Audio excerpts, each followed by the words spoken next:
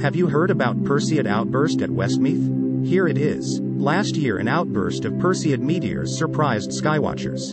The reliable meteor shower's peak was predicted for the night of August 12-13. But persistent visual observers in North America were deluged with a startling Perseid shower outburst a day later, with reports of multiple meteors per minute and sometimes per second in the early hours of August 14. The shower radiant as high in a dark night sky in this composite image.